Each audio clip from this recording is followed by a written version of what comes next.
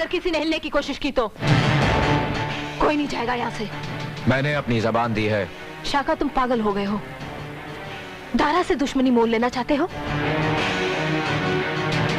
इस लड़की की खातिर? यही समझ लो कि मेरा पहला मकसद कुछ और है। दारा तुम्हें जान से मार देगा। उससे बचोगे तो हिंदुस्तान की फौज तुम्हारी जान ले लेगी। हम तो कब से अपनी जान हथेली पे लिए घूम रहे हैं, कम वक्त कोई लेता ही नहीं। मुझे पता था ये लड़की तुम्हें अपनी मौत के करीब ले जाएगी।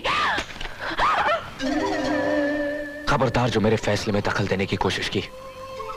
चली जाओ यहां से, चली जाओ वरना गोली चला दूंगा।